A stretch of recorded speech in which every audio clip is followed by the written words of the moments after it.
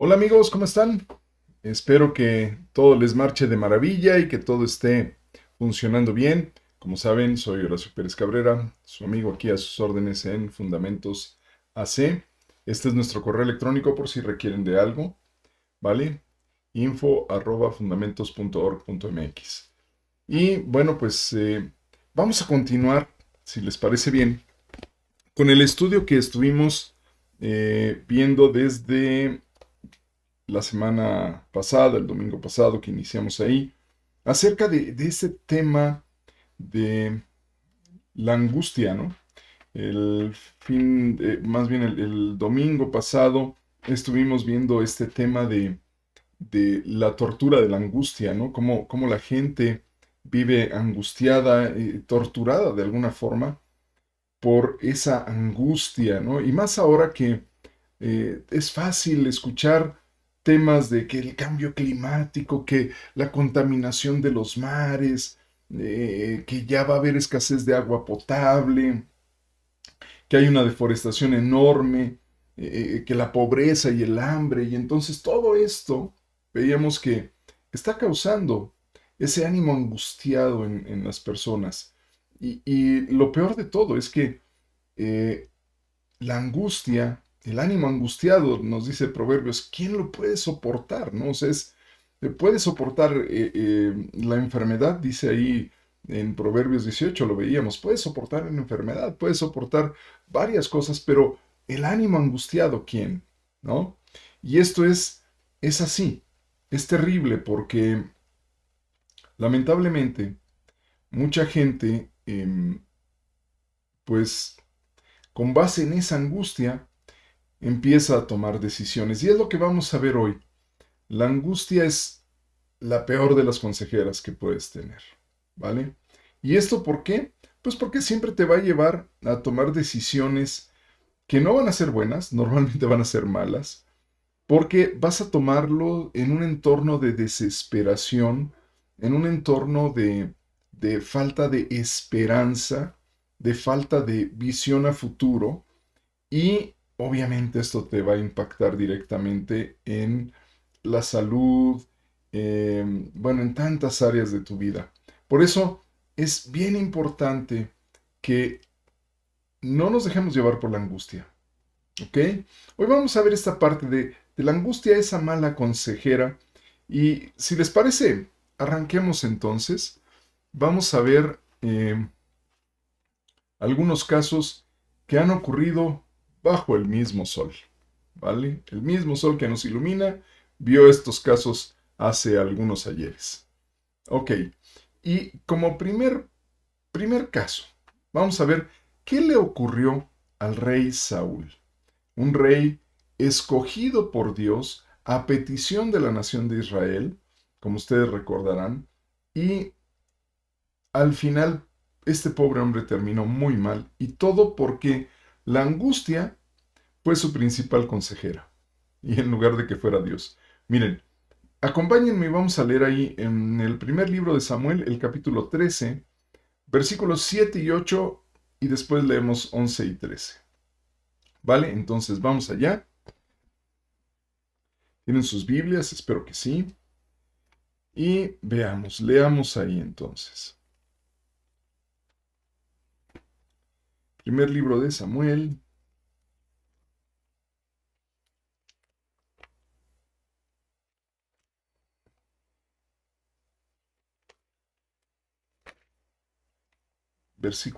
capítulo 13, versículos 7 y 8. Que es sumamente importante tener bien en claro esto. Fíjense lo que le pasó a él. Y leemos lo que la escritura nos dice. Y algunos de los hebreos pasaron el Jordán a la tierra de Gad y de Galaad, pero Saúl permanecía aún en Gilgal, y todo el pueblo iba tras él temblando. Y esperó 7 días conforme al plazo que Samuel había dicho. Pero Samuel no venía a Gilgal, y el pueblo se le desertaba. Leamos ahora versículos 11 y 12. Dice, Entonces Samuel dijo, ¿qué has hecho? Y Saúl respondió, porque vi que el pueblo se me desertaba y que tú no venías dentro del plazo señalado y que los filisteos estaban reunidos en Micmas. Me dije, ahora descenderán los filisteos contra mí a Gilgal, y yo no he implorado el favor de Yahvé. Me esforcé pues y ofrecí holocausto. Versículo 13. Entonces Samuel dijo a Saúl, locamente has hecho. No guardaste el mandamiento de Yahvé tu Dios, que él te había ordenado. Pues ahora Yahvé hubiera confirmado tu reino sobre Israel para siempre. Wow. ¿Qué había ocurrido aquí? ¿Qué era lo que estaba pasando con este Saúl que locamente había actuado? ¿Qué había pasado? Bien, lo que ocurrió con él fue que peleó o inició un pleito, una guerra contra los filisteos, y los filisteos armaron un ejército gigantesco, mucho más grande que el ejército de Israel. Y entonces los israelitas al ver eso se escondieron en diferentes lugares. Unos se fueron, como dice aquí, pasaron el Jordán y se fueron a la tierra de Gad y de Galad. Él se quedó en Gilgal, el líder estaba ahí en Gilgal. Pero cuando ve que estaba toda esta situación más compleja de lo esperado, y él había recibido una instrucción del profeta diciéndole, espérame ahí por 7 días, yo voy a ir. Y él estuvo ahí esperando y esperando y esperando. Y cuando vio que no venía Samuel, el profeta, entonces se desespera este hombre, se angustia, porque la gente empieza a decir, no, mejor yo me voy. Y empezaron a tirar lo que tenían de armas y demás. Y dijeron, yo me regreso para mi casa, no voy a caer muerto en medio de esta trifulca. Cuando él empieza a ver eso, que empieza a ver deserción y la gente se desanima y se va, entonces él dice, hey, hey, tranquilos, tranquilos. Vamos a conseguir el favor de Dios, de Jehová. ¿Y de qué forma? Ah, pues tragan unos animales. Y él, usurpando funciones sacerdotales, sacrifica esto sin esperar a que esté el hombre de Dios ahí. Decidió solito hacerlo. Y fíjense nada más lo que ocurrió. Por no obedecer. Saúl tenía un pensamiento de tipo mágico, ¿saben? Si yo hago esto, entonces voy a resolver esto. Hey, si Dios no te lo ha mandado a hacer, no lo hagas.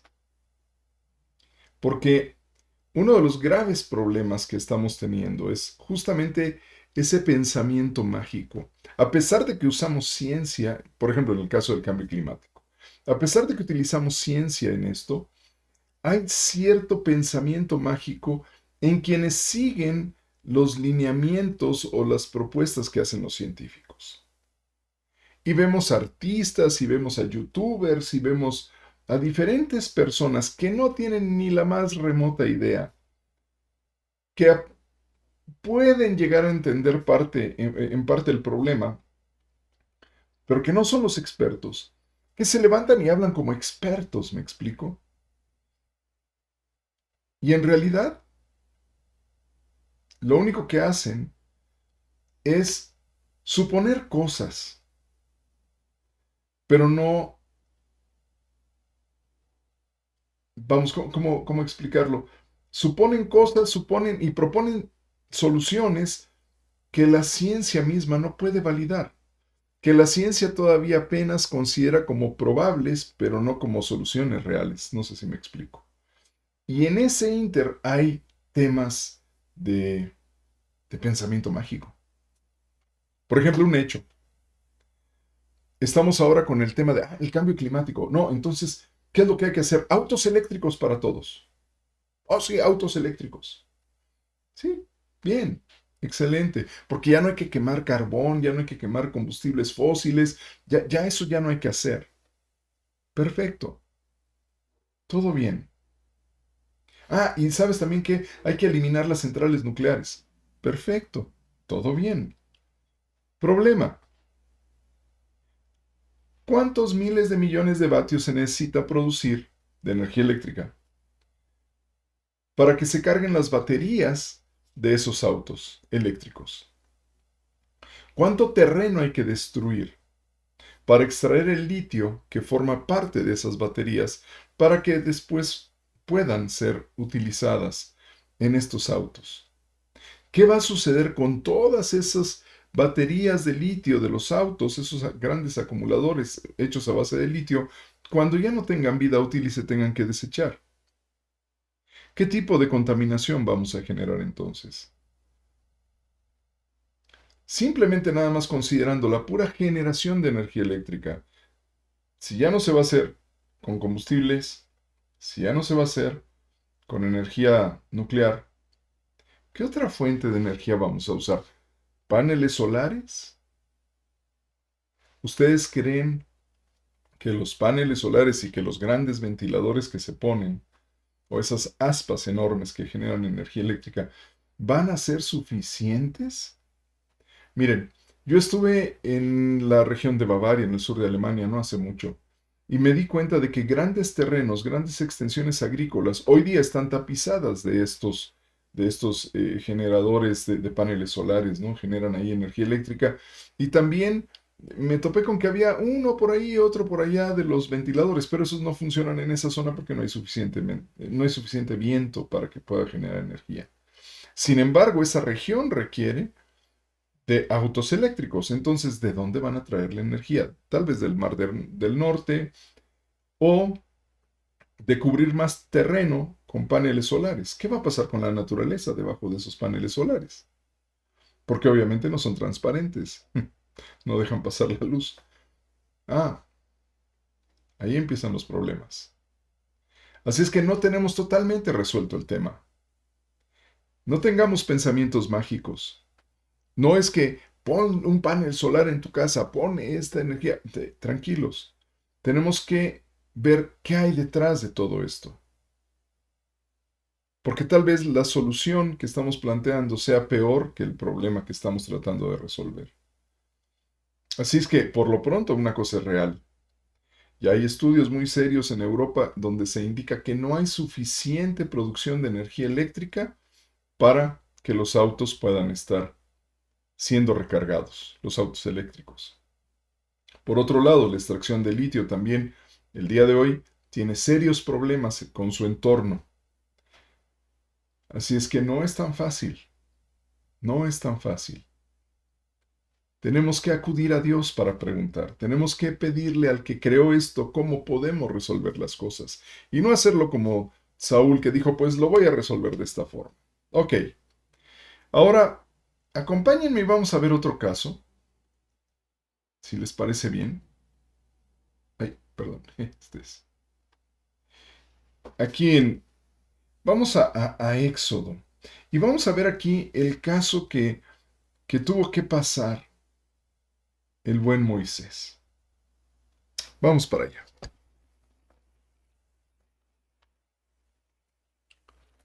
Y ahí en Éxodo capítulo 6,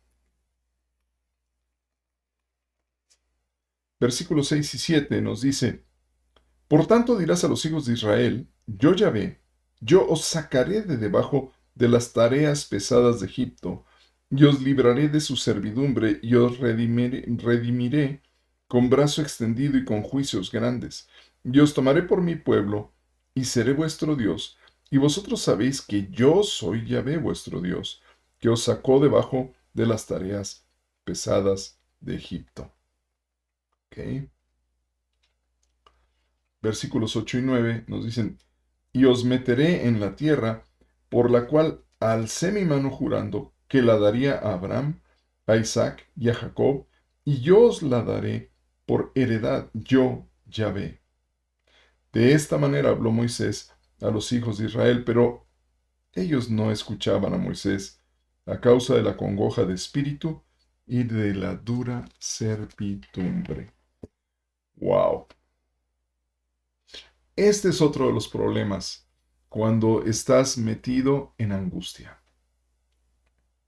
Metido en angustia, mirando tu situación difícil, tú no puedes voltear a ver a Dios.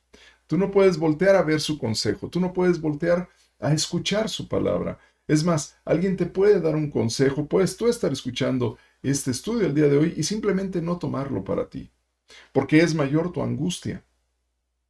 ¿Me explico? Moisés les hablaba y les decía, Dios los va a liberar, ustedes van a tener un territorio, Dios me mandó a decirles esto. Y la nación de Israel no escuchaba a Moisés a causa de que estaban angustiados. Mira cómo estamos. O sea, ¿qué te pasa? Estás loco, Moisés. De veras que el sol en el desierto te afectó. ¿No ves cómo estamos? En pobreza, en problemados. Mira, hazte a un lado, Moisés.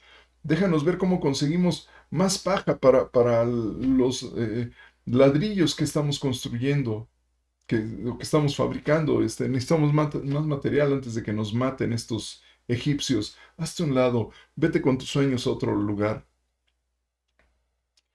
Y el varón de Dios, hablando de parte de Dios, la gente no lo podía escuchar. Hoy día nos pasa esto. Cuando tú hablas con la gente y le dices, es que el ser humano tiene que voltear hacia Dios, tiene que mirar otra vez allá, tiene que regresar a los orígenes, a su relación con el Creador. Dices, ¿qué creador, ni qué creador? Lo que tenemos es que cuidar a la madre naturaleza, a la Pachamama. Tenemos que cuidar y tenemos que hacer esas ceremonias viejas, antiguas, ¿no? Que ni siquiera saben cómo eran, pero hasta se disfrazan y se ponen trajes, que suponen que así se vestían los chamanes de las tribus viejas y tratar de recuperar esas costumbres extrañas de adorar a la naturaleza, en lugar de adorar al que creó la naturaleza. Bueno, eso ya lo dice Romanos, ¿verdad? Ah, es tremendo. Es tan fácil que dejemos de mirar a Dios porque nuestras angustias nos dominan. Es triste, pero es real. Bien, ¿qué es lo que ocurre? Antes de seguir allá con Salmos, perdón. ¿Qué es lo que ocurre entonces? Como pudimos ver, en realidad no se trata si es un hombre o si es una nación. La angustia es la peor de las consejeras, porque, como vemos, te lleva a tomar las peores decisiones. Fíjate lo que pasó con Saúl, o sea, él tomó la decisión de hacer cosas que no le correspondían. La angustia te va a llevar a eso, a hacer cosas que no te corresponden, a desconfiar a Dios y a desobedecer. O sea, no vas a confiar en Dios, vas a desconfiarle a Dios. Si Dios ha dicho algo, ya no le confías de todas formas y terminas por desobedecer. Anticipas situaciones de desánimo y de daño, como los hebreos estaban desanimados, decían, esto no va a cambiar, ¿no? Otro punto es que dejas de ser objetivo y recibes comentarios objetivos, pero no los tomas en cuenta porque perdiste la objetividad. De repente te olvidas de que hay una autoridad sobre ti, que es Dios. Y te olvidas hasta de tu propia integridad. Vemos ahí a los israelitas, soportando ser esclavos cuando eran hijos del Creador. Bueno, todos somos hijos de Él, ¿no? Al menos los que creemos en Cristo somos hijos de Él, pero a lo que me refiero era la nación escogida de Dios. Y ellos habían olvidado esa integridad.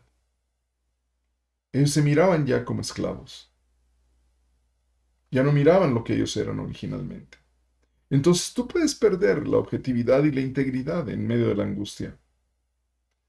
Ahora bien, continuemos y vamos aquí a Salmos. ¿Qué nos dice Salmos? Salmos 22, del 4 al 6.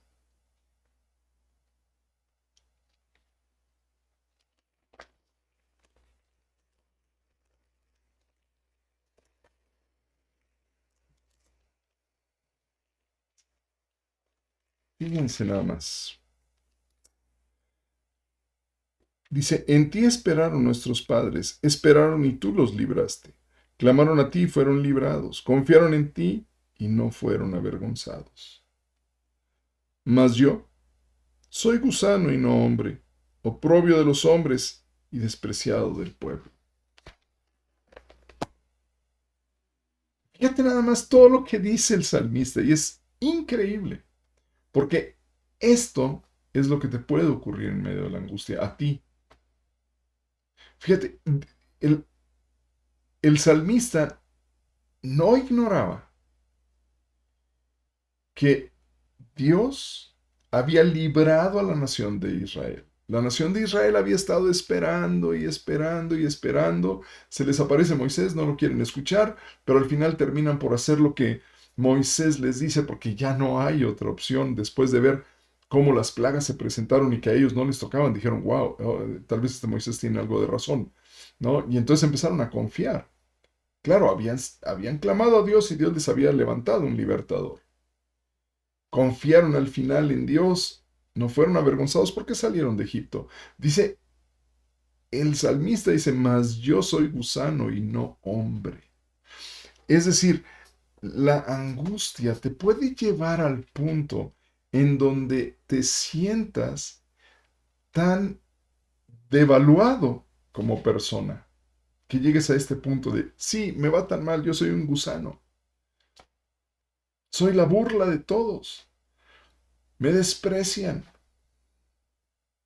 Es más, no soy un ser humano. Decirle eso a Dios. Perdón que me ría, pero es que a veces llegamos a esos extremos en donde la depresión, la angustia que sentimos es tan profunda. Hoy los jóvenes los veo así. Miran hacia el futuro con una desesperanza gigantesca. Tú joven que me estás escuchando, ánimo. Dios está contigo. Las situaciones no son tan malas como te las quieren hacer ver. Tú estás comprando las mentiras que el diablo está vendiendo. Porque lo vamos a ver el próximo domingo. Todo esto tiene un propósito, tiene un final y es un final bueno. Ya Dios lo declaró desde la antigüedad diciendo que Él tiene pensamientos de bien y no de mal para con nosotros, para darnos el fin que esperamos. Pero lo vamos a ver el próximo domingo. No te lo pierdas. Mientras tanto, ojo con esto, no vayas a estar metido en esta desesperación tan tremenda como la que tenía este salmista. Y fíjense lo que viene en el Salmo 42.3, también otro ejemplo, ¿no? Vamos para allá. Salmos 42.3, porque es fundamental que podamos tener bien en claro cuáles pueden ser nuestras actitudes dañinas en torno a esto. Fíjate, Salmos 42.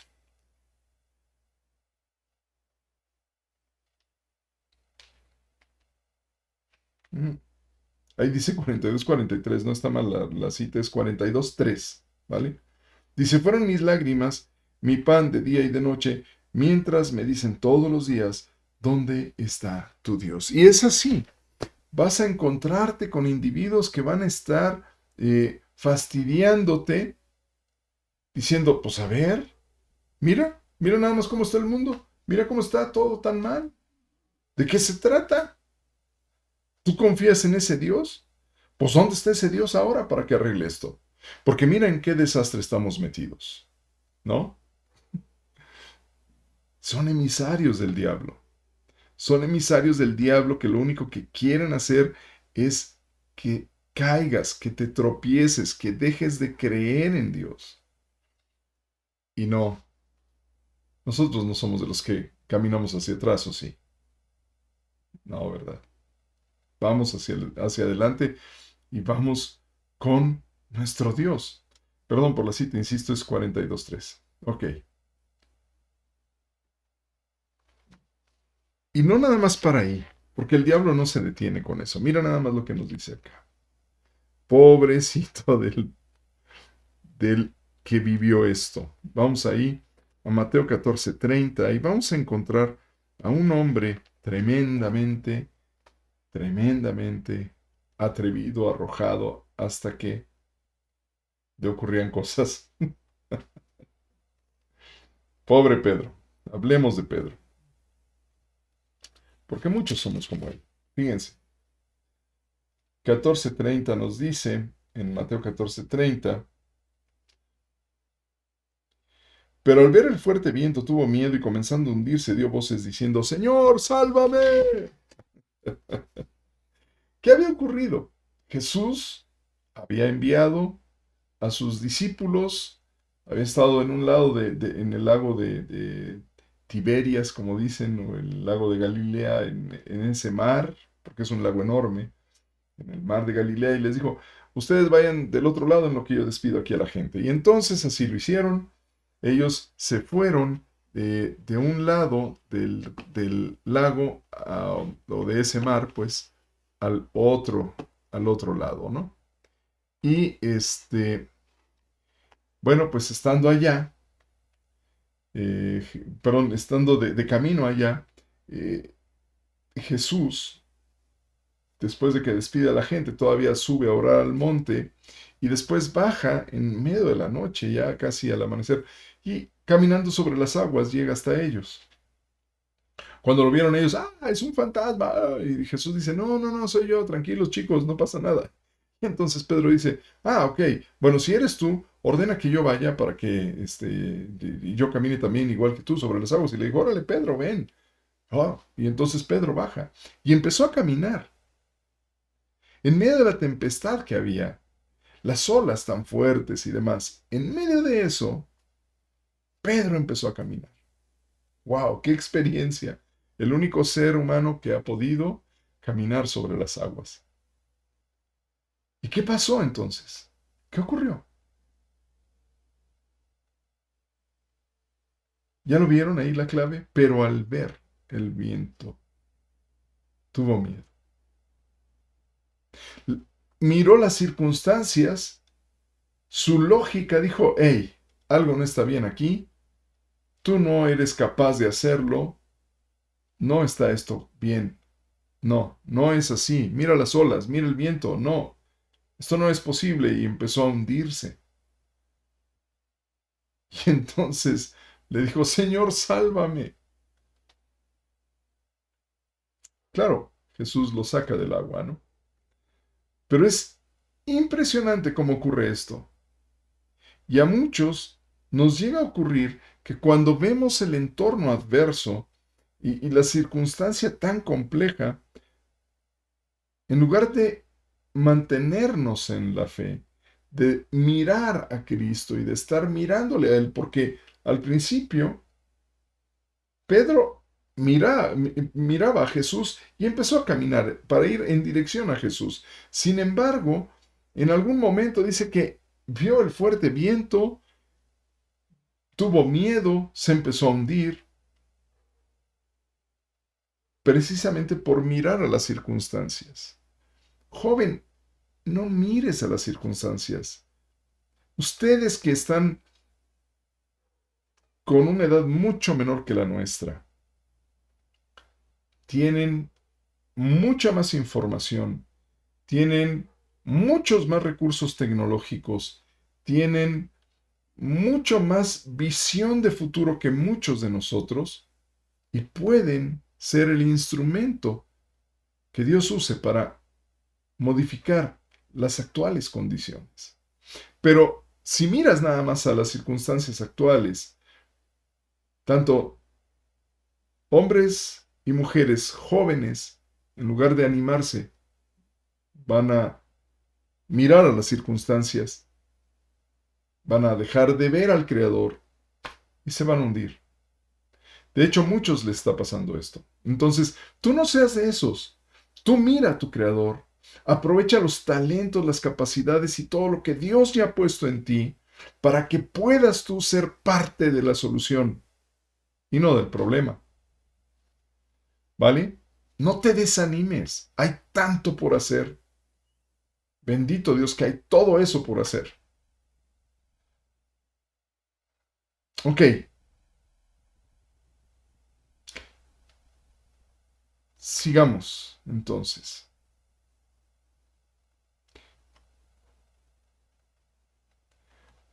Fíjate lo que nos dice aquí en Lucas.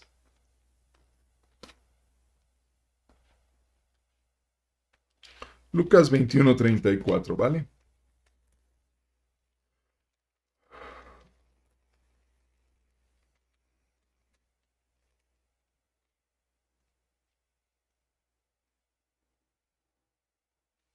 Ok. Está Jesús aquí hablando acerca de el regreso de él mismo. Él está hablando incluso de las señales antes del fin y está advirtiendo que las cosas no van a ser fáciles, se van a poner complicadas. Pero aquí en Lucas 21:34 nos deja una instrucción importantísima para todos. Dice, mirad también por vosotros mismos que vuestros corazones no se carguen de glotonería y embriaguez y de los afanes de esta vida, y venga de repente sobre vosotros aquel día. Y fíjate que es tan importante esto.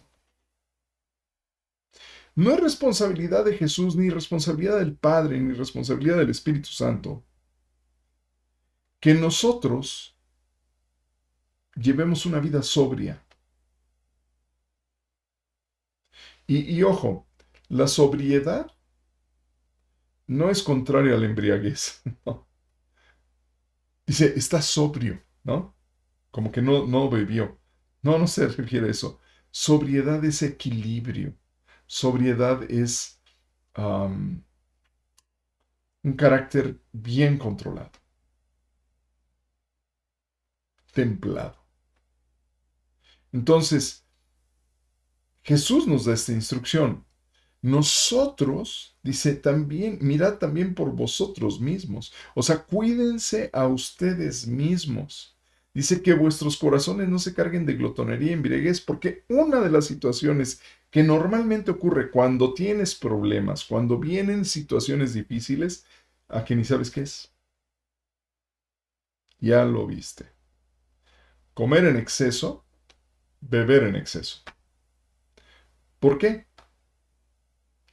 Porque amenaza nuestra supervivencia y curiosamente reaccionamos acumulando o tratando de acumular reservas en el cuerpo. La angustia te hace comer de más. Hay gente que es obesa, pero es obesa por la angustia. De alguna forma, dentro de ellos existe algún mecanismo emocional que está alterado, que los lleva a consumir de más. Sienten que está amenazada su existencia y entonces comen. Es curioso, pero hay gente que es así. Hay algunos que dicen, no, es que se están premiando. Tal vez se están premiando, como quieras verlo, pero la glotonería es uno de los signos de que en tu vida hay angustia. Y es así. Y con esto de la glotonería viene muy amarrado lo que veíamos el domingo pasado. Desperdicio de alimento. Estaba viendo yo un video, como les digo, actores de Hollywood que hacen campañas para cuidar el medio ambiente. No tienen ni idea. No han enfocado su mirada en el punto principal, que es el desperdicio. Estamos en la situación en la que estamos por ser desperdiciados, o desperdiciadores más bien. O sea, desperdiciamos, tiramos toneladas de comida y después para compensar esas pérdidas deforestamos para producir más porque se supone que si producimos más entonces alcanzaría, pero actualmente, y lo dije el domingo pasado, está el estudio, pueden buscarlo, el reporte de 2019 de la ONU. El Día de la Alimentación publicaron ese reporte. Y ahí está claramente especificado que hoy día en el mundo se produce suficiente alimento para mantener a 10.000 millones de personas. Recién somos 7.600, 7.500, por ahí está. O sea, todavía hay un espacio de más de 2.000 millones de personas que todavía no han nacido. Y tenemos recursos suficientes para eso. Ah, pero nos vienen a decir, es que todo se está deforestando, el cambio climático está siendo enorme. Sí, ¿por qué estamos? ¿Por qué estamos? ¿Por qué estamos deforestando? A ver, dímelo tú. A ver, dímelo tú si estuviste el domingo. Exacto, es así. Porque estamos desperdiciando alimentos. Desperdiciamos una tercera parte, un 33% de lo que se produce de alimento en la tierra va a la basura.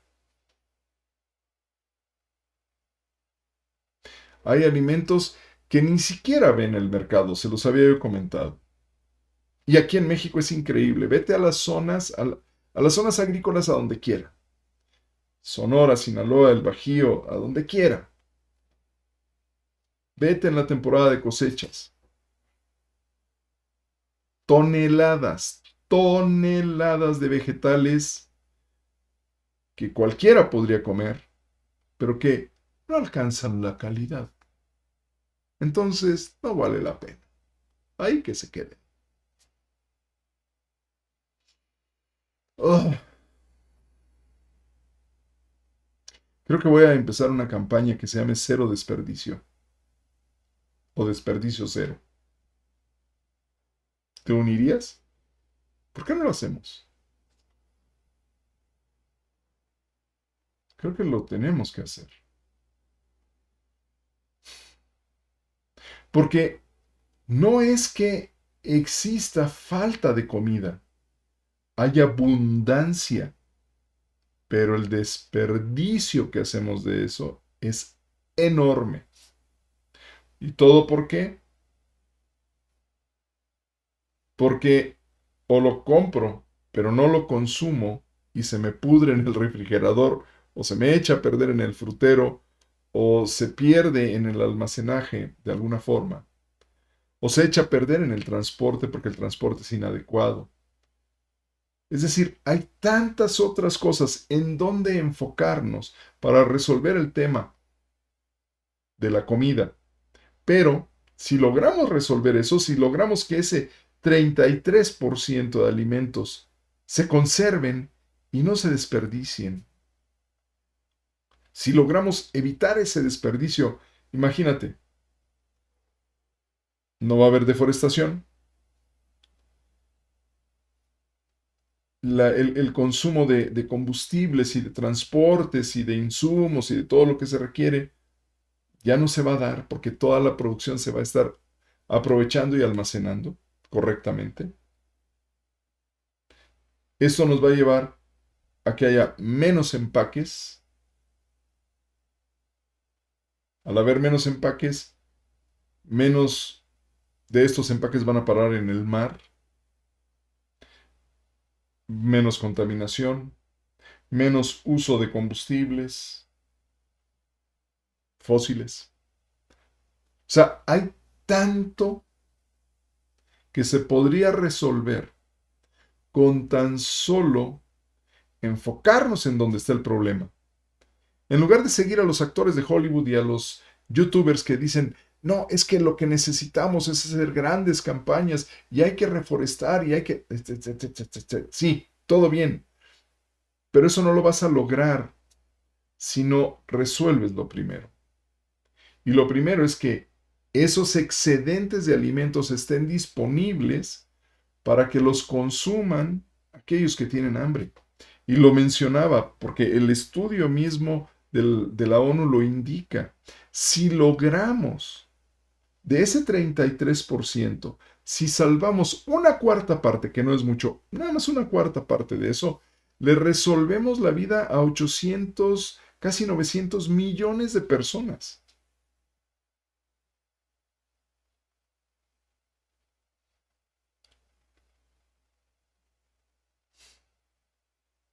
¿Cuándo lo vamos a hacer, iglesia? ¿Cuándo lo vamos a hacer? Porque mientras más pasa el tiempo, más nos comemos esa gran mentira de que el cambio climático es incontenible, que vamos a llegar al 2030 con 2 grados más de temperatura. Que no es que no esté ocurriendo, no soy negacionista, pero a lo que me refiero es que no estamos enfocándonos en la verdadera solución.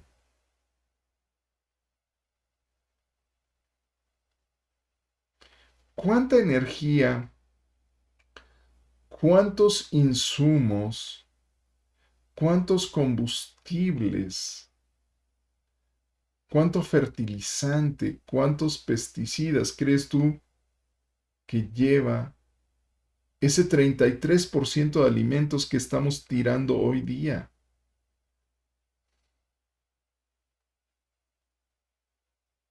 No sé si soy claro, pero si logramos reducir eso, la fabricación de todos esos productos se vería reducida. El transporte de todos esos productos se vería reducido. El uso de todos esos productos se vería reducido. Entonces la contaminación sería muchísimo menor.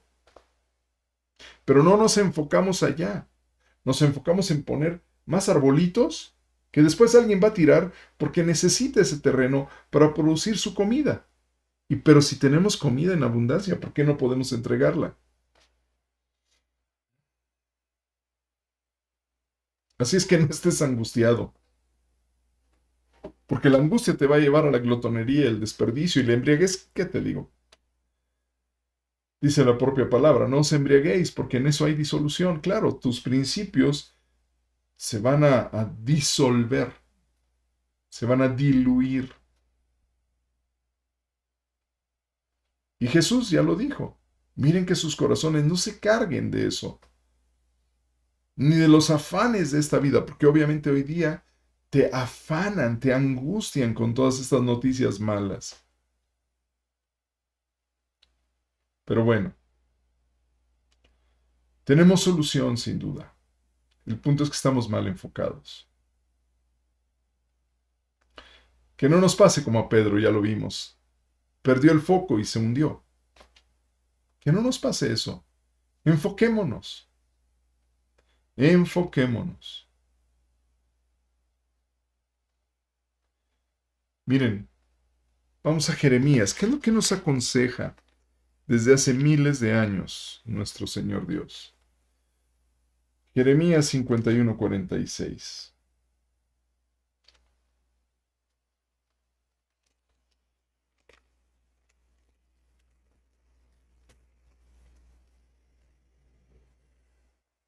Dice, y no desmaye vuestro corazón, ni temáis a causa del rumor que se oirá por la tierra. En un año vendrá el rumor, y después en otro año rumor, y habrá violencia en la tierra, dominador contra dominado.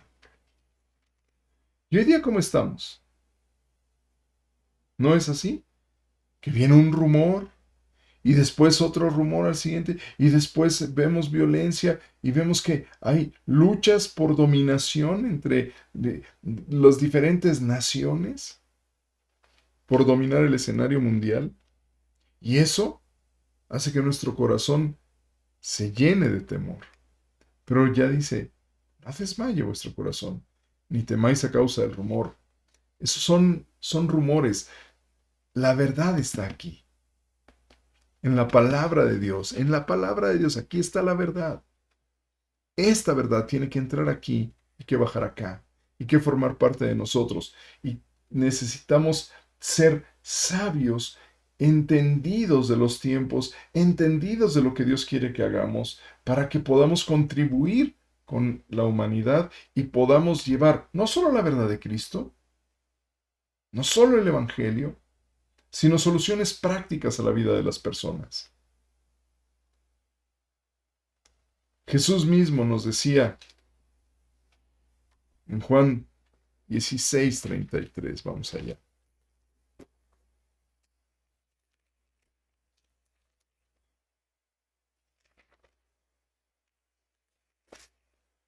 Juan 16:33.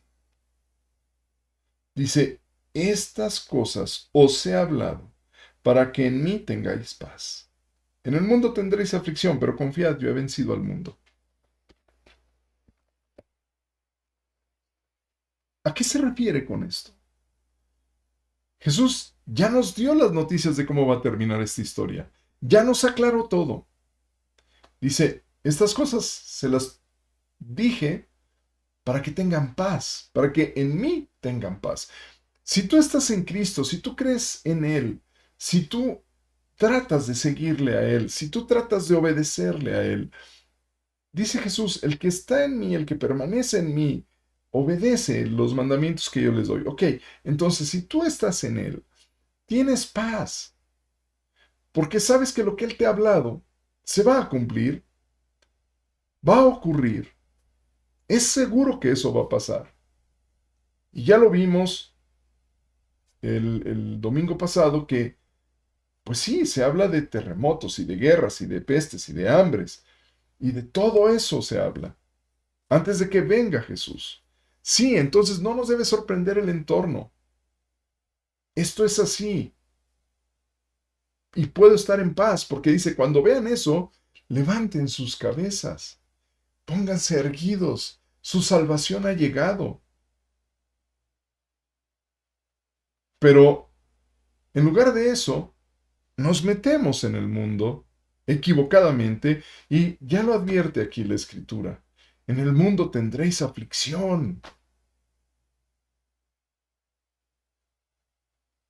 ¿A quién le vamos a hacer caso? A un Jesucristo, nuestro Rey, nuestro Señor, nuestro Salvador, que viene por nosotros, que viene por la humanidad para llevar con Él a la eternidad a los que con Él, eh, eh, a los que con Él están, o vamos a ir detrás del mundo que está tan perdido, que no tiene luz, que están en medio de una tiniebla enorme, perdidos, que no atinan a hacer las cosas,